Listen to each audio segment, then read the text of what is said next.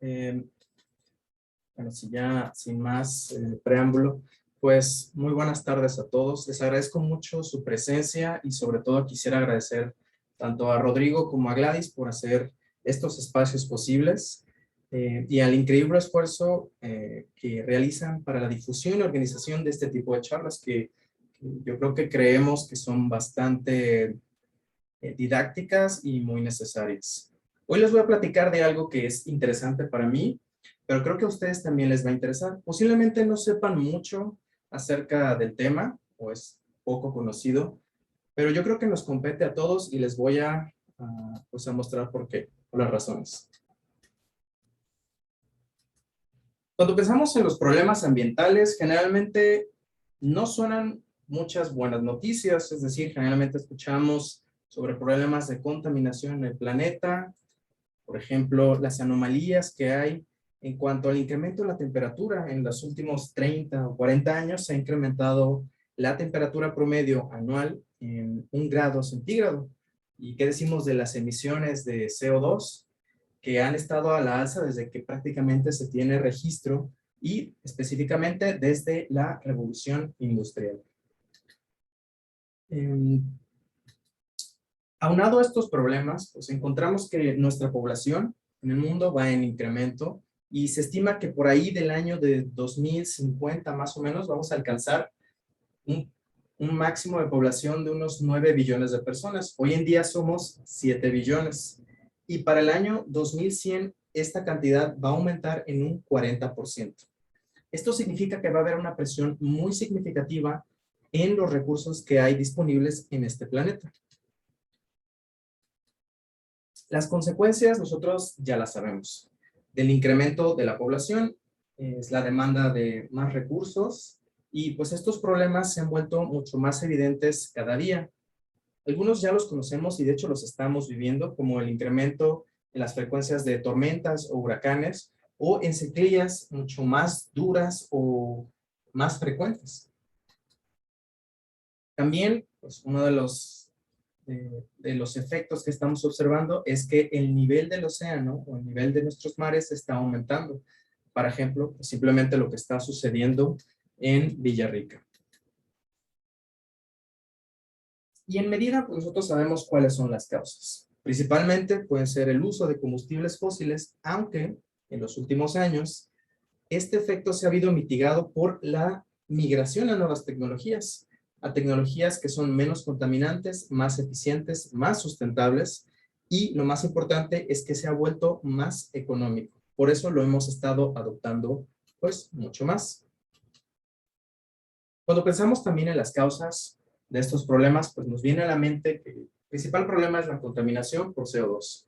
En parte por el transporte que utilizamos, la forma en que nos transportamos, la industria que nos permite tener las comodidades de hoy en día y en algunos casos las dietas que estamos llevando. Este tipo de problemas al parecer tiene soluciones aparentes o se pueden llegar a resolver con ciertas medidas. Por ejemplo, utilizar alternativas de transporte que sean más amigables con el ambiente o buscar fuentes de energía que sean alternativas, que den energía limpia, que sean sustentables y sobre todo que sean renovables. Y en el caso de la comida, podemos nosotros adaptar nuestras dietas a aquellas que tengan un menor impacto en los recursos de nuestro planeta. Y hablando de dietas, el tema de hoy justamente se va a enfocar en la producción de alimentos. Ustedes dirán, pues estás hablando del fósforo. ¿Qué tiene que ver? Pues tiene mucho que ver. En específico, el cómo se producen nuestros alimentos y a qué problemática nos enfrentamos en un futuro cercano con relación a la producción de nuestros alimentos. No sé si sabían ustedes, pero si pudiéramos poner este cuadro de colores, toda la tierra habitable y la dividiéramos en sectores en que se está ocupando la tierra, nos daríamos cuenta que un sector muy grande se encuentra en la producción de ganado o de lácteos. Una parte significativa de 37% serían nuestros bosques y solamente el 11.5% se dedica a los cultivos. Es decir, solamente este 11.5% lo utilizamos para producir todos los alimentos que nosotros cultivamos.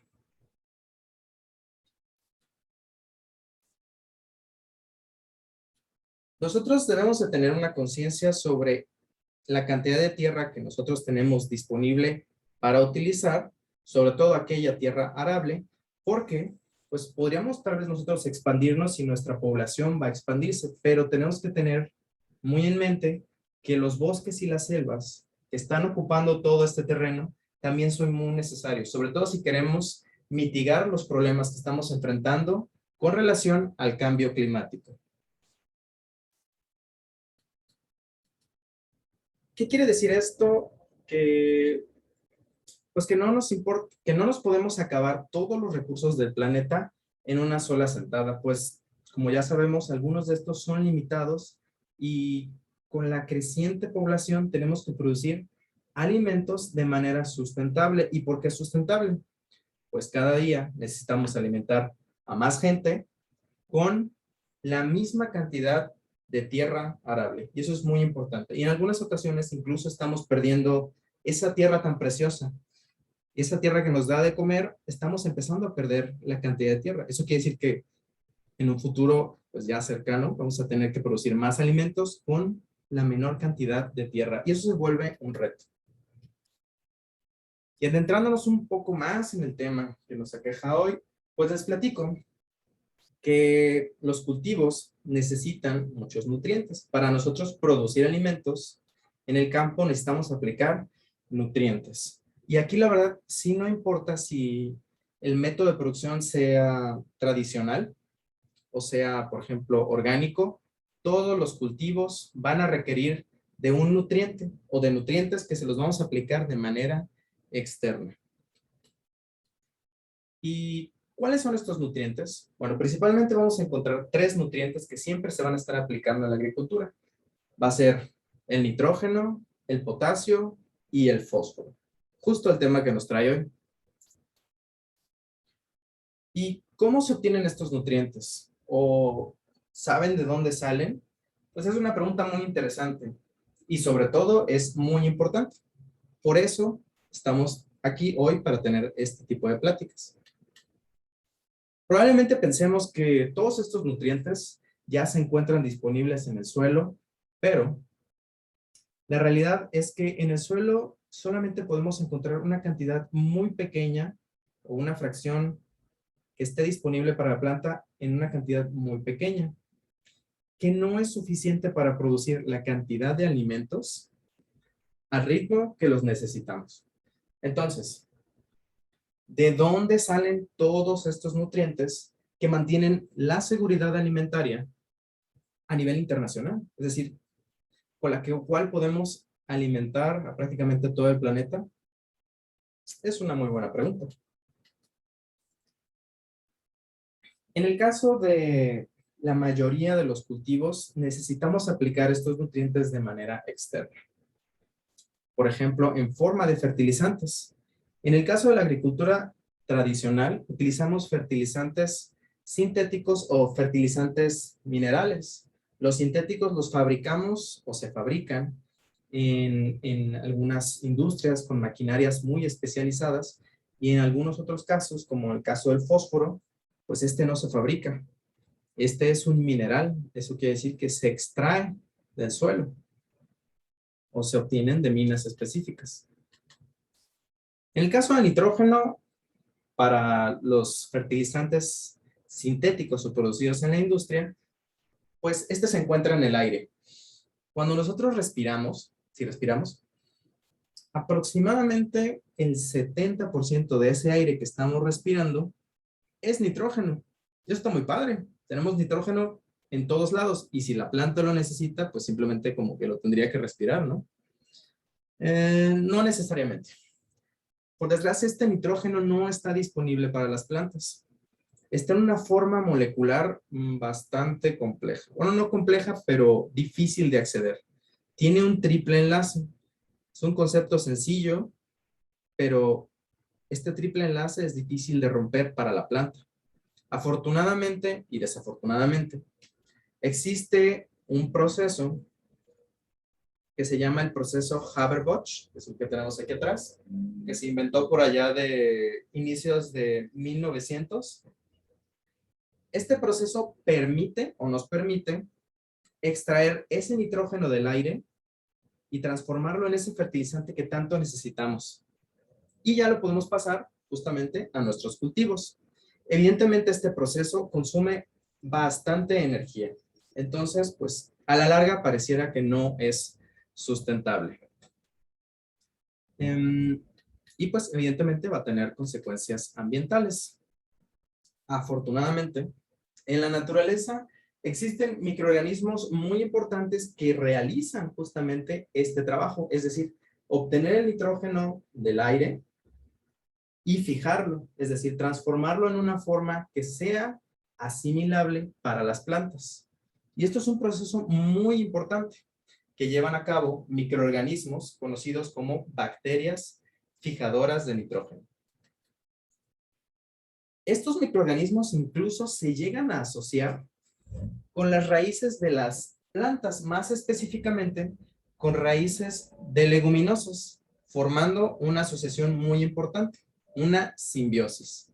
Cuando estas bacterias se unen a las raíces de las plantas, la planta, nuestra leguminosa, puede absorber todo ese nitrógeno, pues casi de manera exclusiva, es decir, tiene su propia fábrica de fertilizante en las raíces. Esa es una ventaja evolutiva impresionante. Por desgracia, solo es exclusivo de plantas como leguminosas.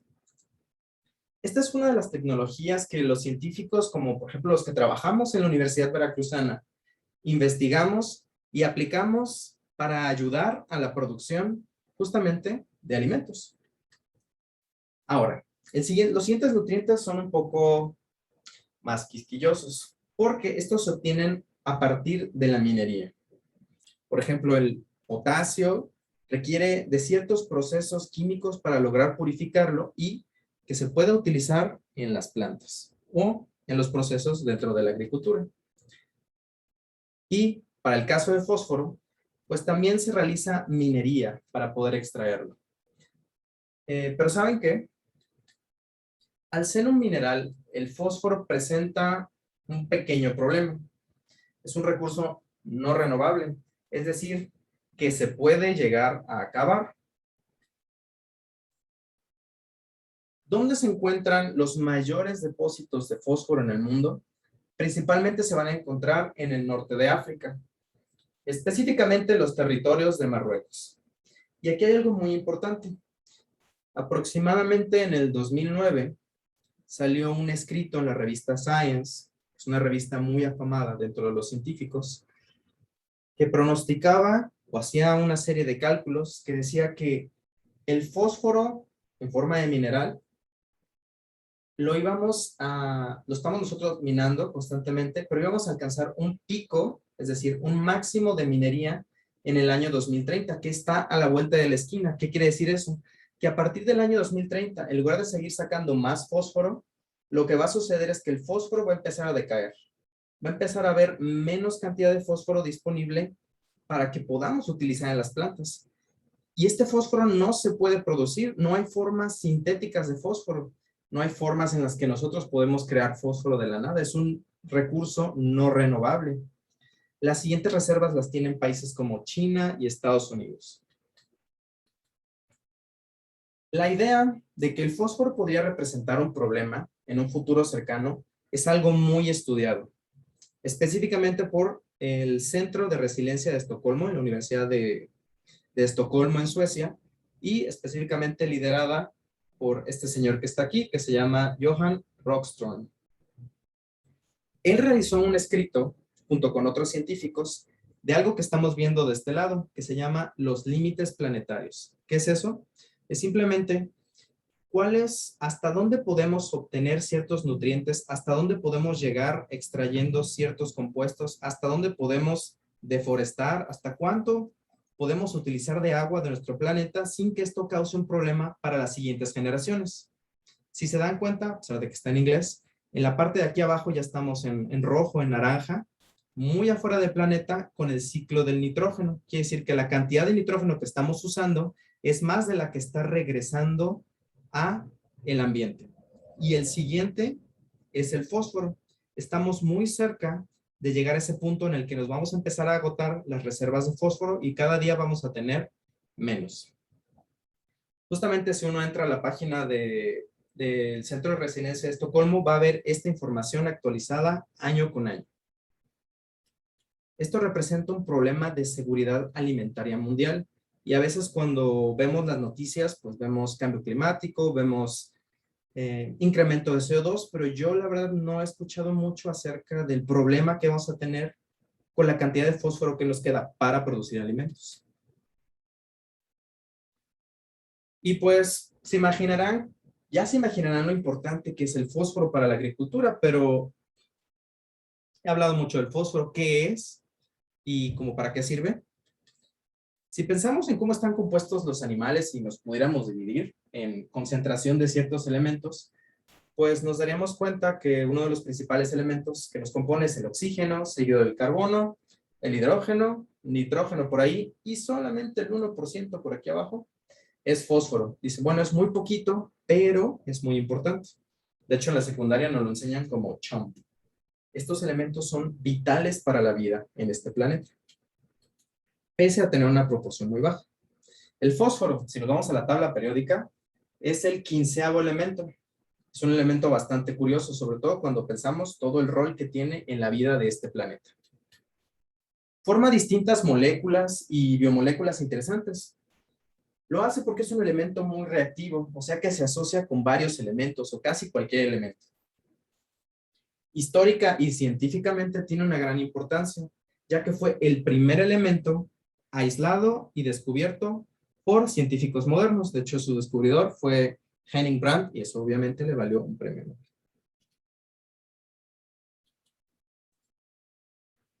Nobel.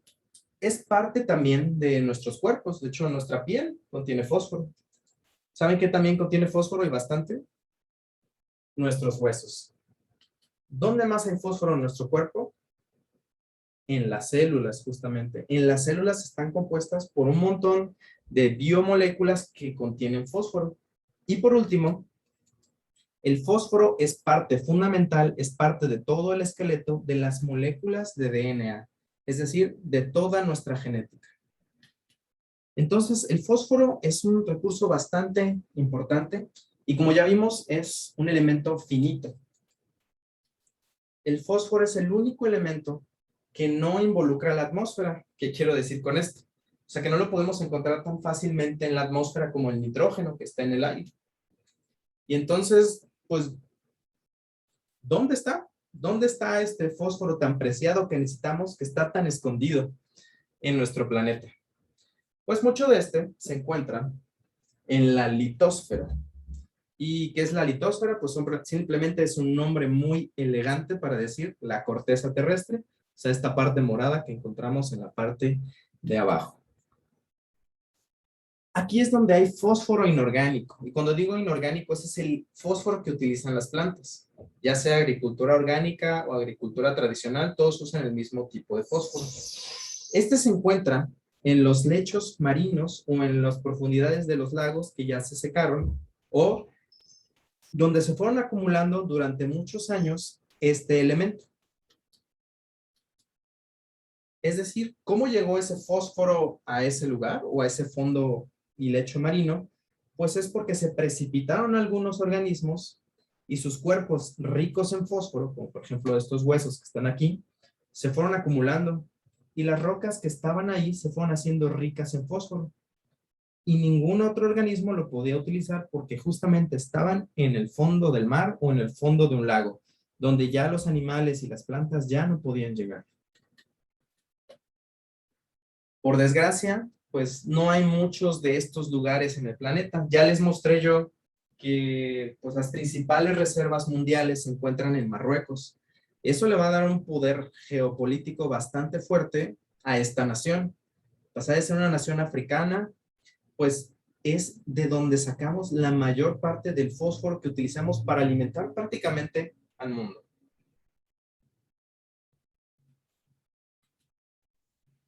Bueno, Si pensamos en la solubilidad del fósforo, es decir, qué tan fácil es que se pueda dispersar en agua, pues es bastante soluble. De hecho, si alguna de estas rocas de fósforo llega a tocar el agua, prácticamente se va a disolver. Va a ser muy fácil que se disemine por todos lados. De hecho, esta es la forma en que las plantas pueden absorber el fósforo. Necesitan agua para que tenga cierta movilidad. Y pues, considerando eso un poco más, pues las plantas, a pesar de que el fósforo está ahí y hay agua y en teoría podría estar disponible, como les mencioné anteriormente, el fósforo es muy reactivo. Entonces puede reaccionar con varias cosas. No tan solo está ahí para esperar y ser absorbido por la planta, sino hay varios otros elementos, hay otras moléculas que están esperando agarrar ese fósforo. Y muchas veces ese fósforo pues no llega a las raíces de nuestras plantas.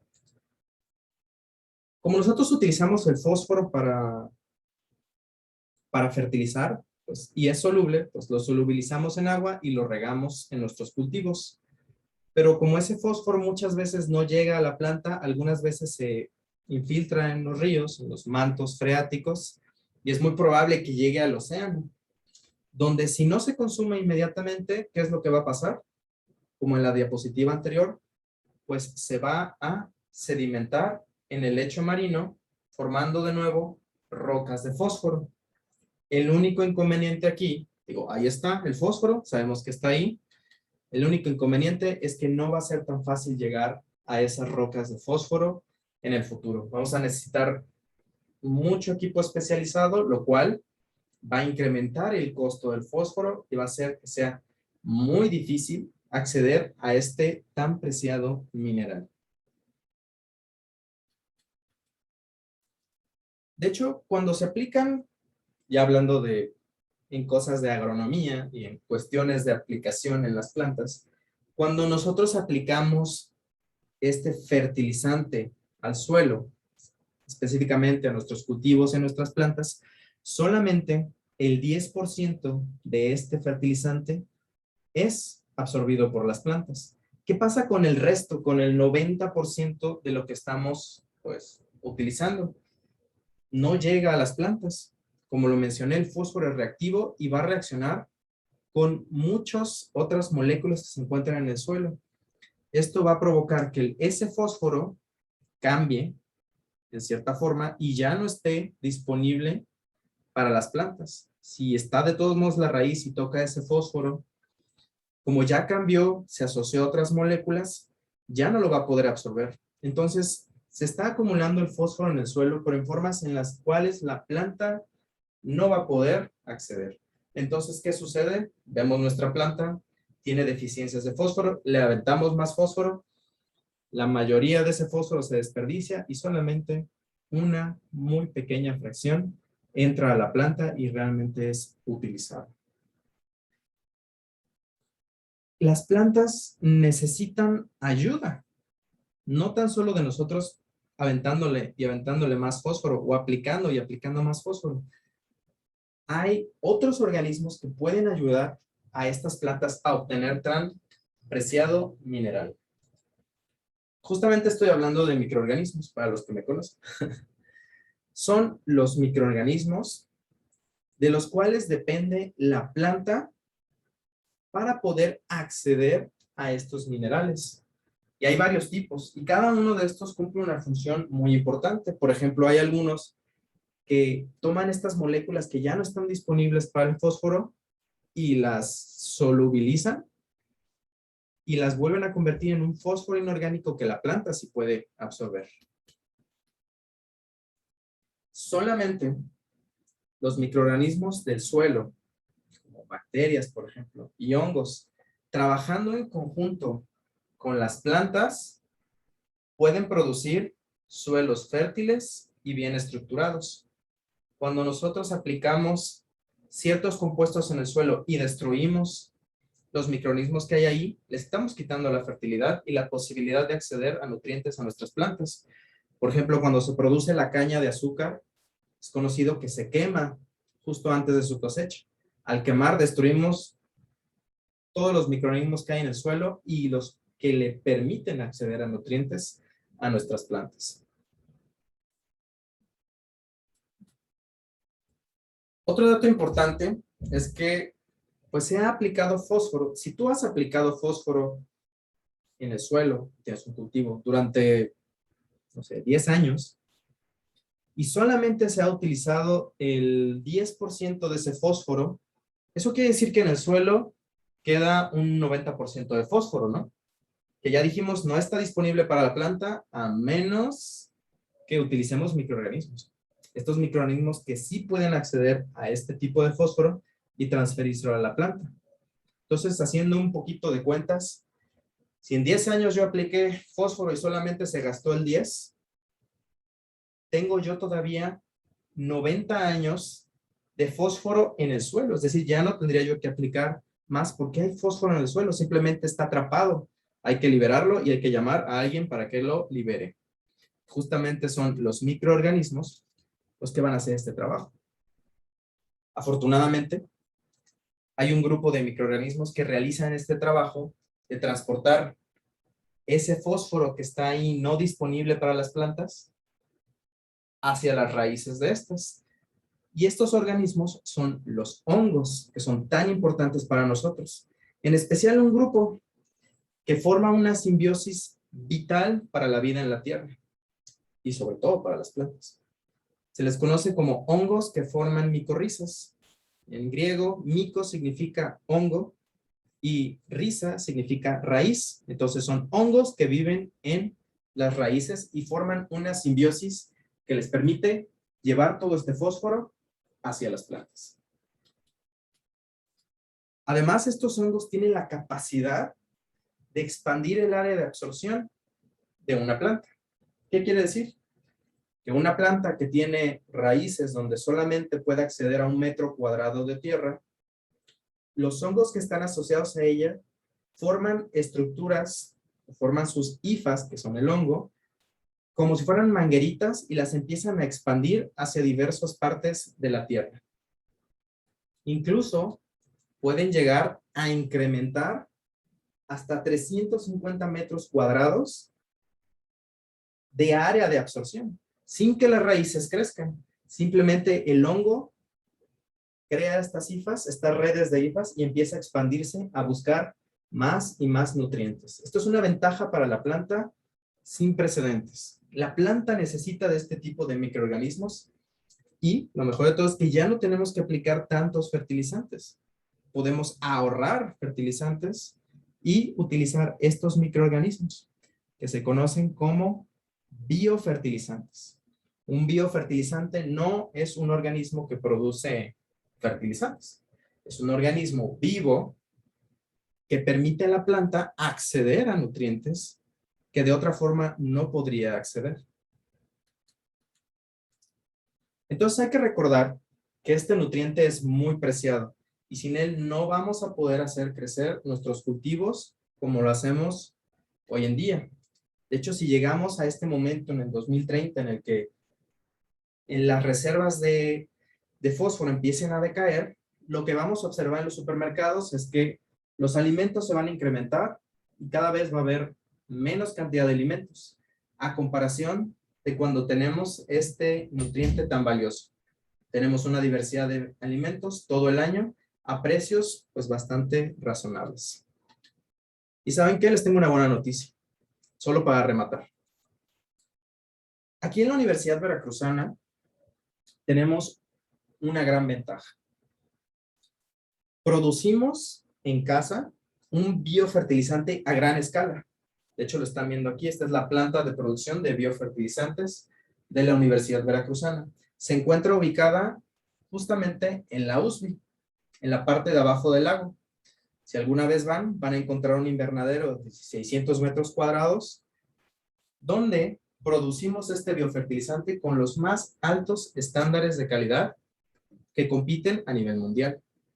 De hecho, si ustedes gustan visitar las instalaciones, son bienvenidos con todo gusto. Y si quieren conocer más acerca de los procesos, pues con todo gusto y con permiso de la doctora Dora Trejo, pues les podemos dar un tour.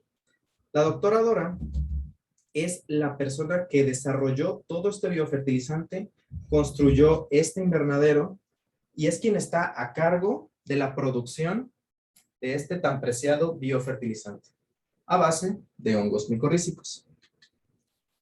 Y en espera de que no los haya aburrido o asustado, pues les agradezco su atención. Si desean, aquí está mi correo, me pueden escribir o también pueden entrar a mi página en YouTube para videos sobre diferentes temas. ¿Tienen alguna pregunta?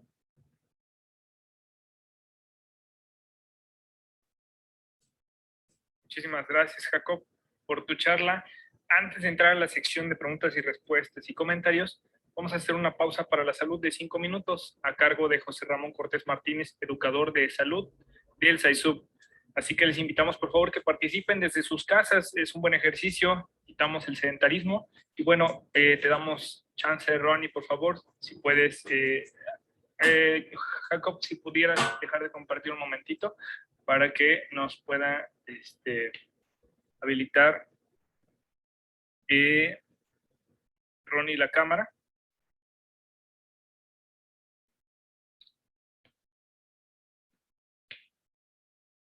Adelante, Ronnie.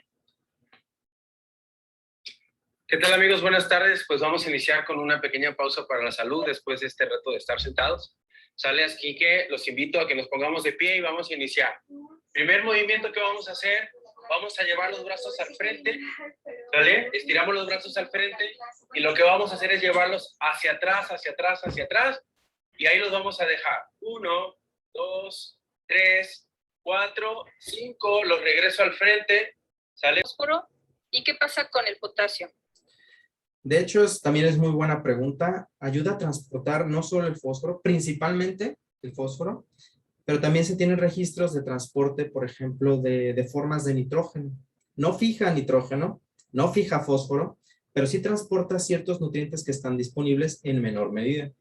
Porque lo que hace, como comenté, forma estas redes de micelio, es decir, como tuberías de estos hongos que se expanden por la tierra, encuentran estos lugares que tienen fuentes de nutrientes y se las llevan a la planta. Es como si la raíz tuviera una extensión de su propio bracito.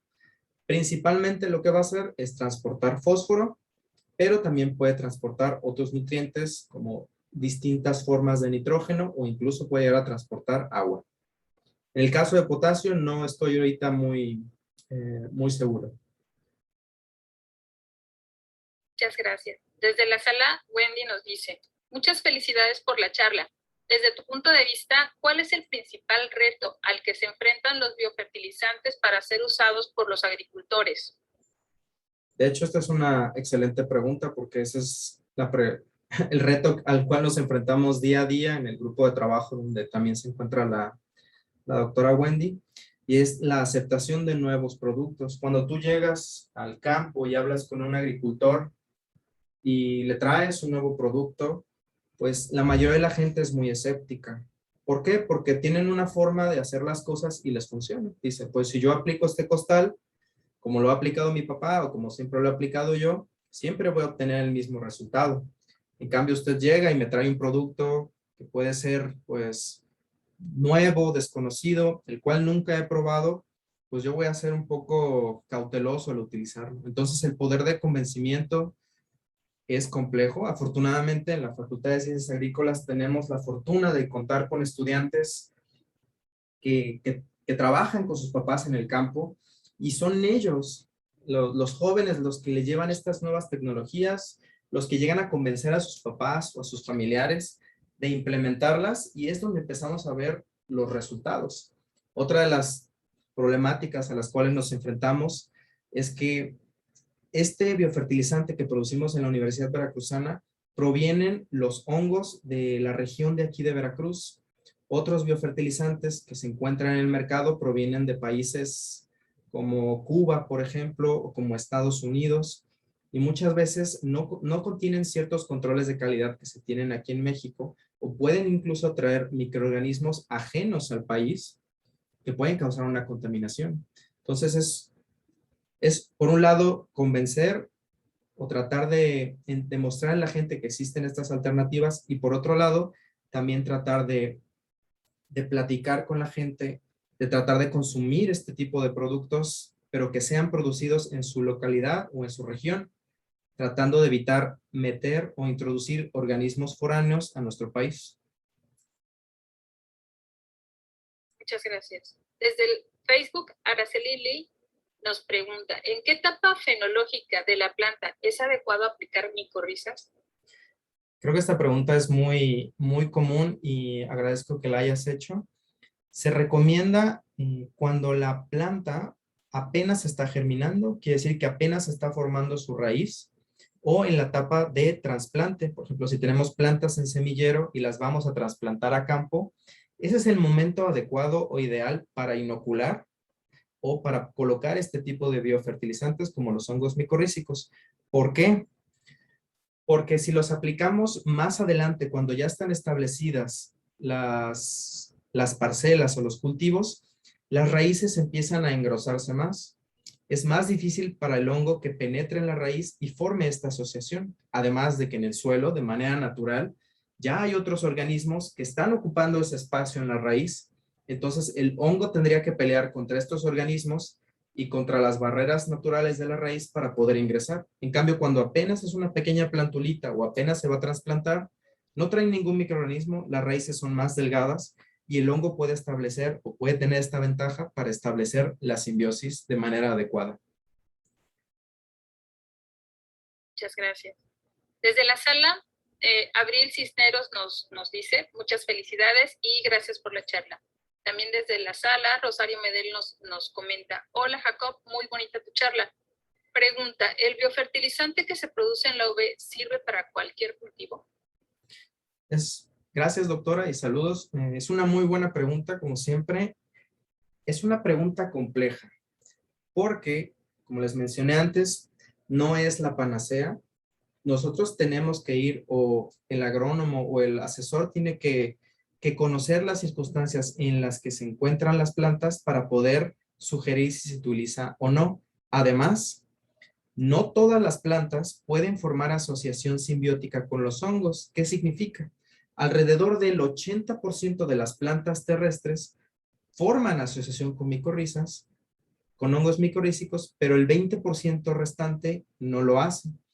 Un ejemplo claro, por ejemplo, son las brasicáceas. Por ejemplo, el brócoli, no forma el brócoli asociación simbiótica con hongos micorrízicos. Sin embargo, esto no significa que no vaya a haber una cierta interacción. De hecho, es justamente lo que estamos investigando en el laboratorio. Si la aplicación de estos biofertilizantes en plantas que no forman la asociación, tiene un cierto efecto solamente por el simple hecho de estar interactuando con otros microorganismos del suelo. Pero respondiendo a la pregunta, solamente se puede utilizar en un 80% de las plantas que conocemos. Muchas gracias. Tenemos otra pregunta. Me gusta el tema de los fertilizantes. ¿Qué carrera debo tomar si quiero dedicarme a estudiar el fósforo? Pues hay varias carreras, de hecho, que puedes utilizar, puedes estudiar. Depende el área en la que te quieres enfocar.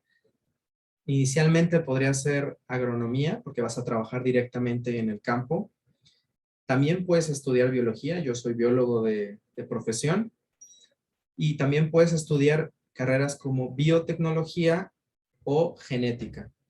¿Por qué digo genética? Porque hoy se están utilizando más los análisis genéticos para entender cómo las plantas están absorbiendo el fósforo. Es decir, las células de nuestras plantas tienen ciertos canales que son transportadores. Es importante conocer qué transportadores son a nivel molecular y cuándo se prenden y cuándo se apagan. Entonces, hay una diversidad de carreras con las cuales tú puedes, pues, estudiar las formas en las que el fósforo existe en la naturaleza y las formas en que las plantas lo pueden absorber. Incluso también ingeniero químico es una carrera que puedes optar, dependiendo un poco a qué te quieres enfocar.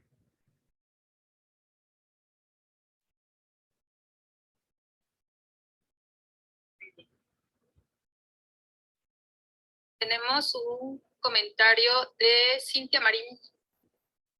Cintia Marín dice, muy interesante plática, muy entendible y didáctica. Muchas felicidades. Con respecto a los fertilizantes químicos que pueden llegar a causar eutrofización por exceso de nitratos y fosfatos en los mantos acuíferos, ¿usted recomendó el uso de biofertilizantes ante esta problemática o existe alguna posibilidad de que se siga acumulando los nitratos y los fosfatos aunque se utilicen las micorrizas? Sí, Otra pregunta, bueno, si quieren primero esta y sí. De hecho, no están peleados. También es una pregunta muy recurrente. Si utilizo biofertilizantes, ¿no puedo utilizar fertilizantes sintéticos? De hecho, si es un suelo que no tiene nutrientes, pues si aplicas el biofertilizante como hongos micorrízicos, el hongo no va a tener acceso al fósforo porque no hay en el suelo, hay que aplicarlo. Si ya hay fósforo en el suelo, entonces sí se puede aplicar. Si hay en exceso, pues posiblemente el hongo micorrízico ya no va a funcionar. Se tiene que evaluar todas las posibilidades, no están peleados, simplemente tenemos que saber, es un balance, tenemos que saber cuándo se puede aplicar, en qué cantidades. Y me estoy refiriendo al fertilizante sintético. Tenemos que aplicarlo en cantidades mucho menores donde se necesite en conjunto con biofertilizantes para que, en lugar de que se desperdicie el 90% del fertilizante, prácticamente todo pueda ser utilizado por los hongos micorrízicos y pueda ser transportado hacia las plantas. ¿Y la otra pregunta, perdón? Dice, ¿las micorrizas tendrían alguna competencia con estos fertilizantes químicos en el caso de utilizar ambos? También he sabido que no se recomienda hacer pruebas antes de seleccionar algún fertilizante, o podemos aplicar las micorrizas aún sin pruebas previas. Muchas gracias, mucho éxito. Se recomienda realizar pruebas, es decir, análisis de suelo para saber las concentraciones que tenemos de fósforo, aunque podrías también ver el historial de fertilización en tu predio para tomar decisión de si utilizar el biofertilizante o no. Y repito, no están peleados los fertilizantes y los biofertilizantes, de hecho son complementos. A mí me gusta decir que en la agricultura o en la producción de alimentos, nosotros tenemos una caja de herramientas muy vasta, que incluye la agricultura orgánica, que incluye la biotecnología, que incluye los biofertilizantes, que incluye los organismos genéticamente modificados, que incluye la maquinaria y la tecnología. Es toda una canasta de herramientas que tenemos. No están ni bien ni mal. Simplemente hay que utilizarlas de acuerdo a las necesidades de nuestro campo. Si no hay nutrientes en nuestro predio, hay que ponerlos, hay que utilizar fertilizantes. Si en donde tenemos nuestro predio hay una plaga y no la podemos controlar con ningún agroquímico, pues hay plantas que están mejoradas genéticamente para resistir ese tipo de plagas y no utilizar ningún agroquímico. Todo depende de cuál es la necesidad que tiene nuestro cultivo. Es una caja de herramientas y nosotros tenemos a disposición y tenemos que saber qué es lo que vamos a utilizar. Muchas gracias. Desde el Facebook, Ricardo Bedoya nos comenta, gracias por la presentación. Mi pregunta es, ¿hay un efecto al trasplantar una planta que tiene asociación con hongos micorrízicos a un suelo con patógenos agresivos? De hecho, sí, hay experimentos. De hecho, la doctora Dora Trejo ha hecho experimentos muy interesantes en el sur del estado, específicamente en cultivos de piña, que han sido atacados o están infestados los suelos de nemátodos. Los nemátodos son gusanitos que se comen las raíces de las piñas. Entonces, con el puro aire, las piñas se caen. No tienen casi raíz. Al momento en que se aplicaron los hongos micorrízicos, la doctora observó que estaba, por así decirlo, sustituyendo el sistema de raíces, los hongos que estaban formando estas redes internas. Las piñas ya se podían sostener y podían acceder a los nutrientes a pesar de que hubiera patógenos como estos nemátodos que destruían las raíces. Entonces, sí se puede aplicar, de hecho, sí lo recomendamos como una ayuda extra para los cultivos cuando se enfrentan a este tipo de problemas.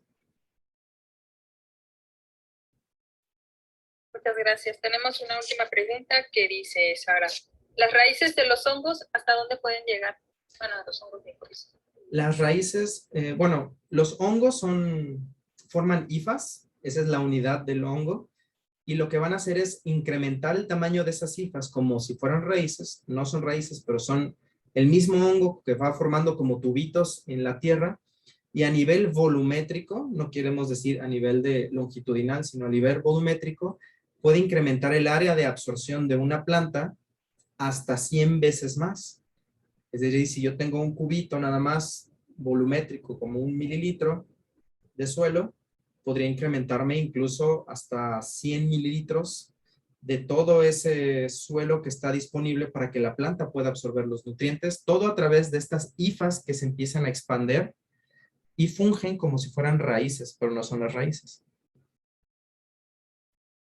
Muchas gracias. Desde la sala tenemos otra pregunta. Don Ajían ahí nos pregunta, ¿el biofertilizante que produce la doctora Trejo está a la venta? Sí, de hecho está a la venta. Les puedo pasar más información o pasar el contacto de la doctora. Si gustan, me pueden escribir a este correo y les paso información. Generalmente se venden, la planta es, no generalmente, sino la planta de producción de biofertilizantes es sustentable. Es decir, que todo lo que se vende, pues se utiliza para realizar investigación dentro de la Universidad Veracruzana. Todos los ingresos ingresan a la Universidad Veracruzana y también sirven para mantener la planta de producción de biofertilizantes pues funcionando. También si desean utilizar el biofertilizante para cuestiones de investigación, también se les puede proporcionar. Pero con gusto me pueden escribir y les puedo dar más información al respecto. Eliseo López nos escribe, gracias por la ponencia, me tengo que retirar. Adiós, Eliseo, gracias por acompañarnos. Y creo que ahora sí ya tenemos todo. Elisa Martínez, excelente plática, muy interesante. Gracias. También pueden prender su micrófono si quieren comentarle directamente a Jacob. Tengo una voz media fea, ustedes seguramente la tienen más bonita. Ah, por aquí. Nada por allá. Por allá. Vamos a cantar la de 5. 1, 2, 3, 4, 5. Nadie se animó. Bueno. Nadie se animó. Gladys, ¿no querías dar un anuncio? No, En la un anuncio. Como antes de la parte de la cuestión técnica, supongo que era por lo del Día de la Cultura Científica. Ah, sí, pero después. Ya si Okay. quieres, vas. Perfecto, bueno, pues entonces, si ya no hay preguntas, vamos a hacer el cierre de la charla, ¿les parece? A nombre de la Dirección General de Investigaciones y de la Universidad Veracruzana y de la Academia Mexicana de Ciencias, les agradecemos a nuestros colaboradores de comunicación universitaria y al CELSUB el apoyo para difundir estas charlas. Les esperamos el día martes 5 de octubre con la charla Plantaciones forestales, desiertos verdes o refugios de biodiversidad, que nos compartirá la maestra Yajaira Baeza Guzmán de la Facultad de Ciencias Agrícolas de la Universidad Veracruzana. También les invitamos a dar un paseo por los mensajes que nuestros colaboradores y colaboradoras nos han compartido para celebrar el Día de la Cultura Científica, que es hoy. Y eso es todo, Jacob. El cierre es tuyo. Muchas gracias. Pues muchas gracias. Les agradezco de nuevo a Rodrigo y a Gladys por el enorme esfuerzo de organizar todo esto. Creo que lo necesitamos bastante para difundir no solo lo que se hace en la Universidad Veracruzana, sino temas de interés y pues de manera muy didáctica. Los esperamos en la próxima plática. Hasta luego.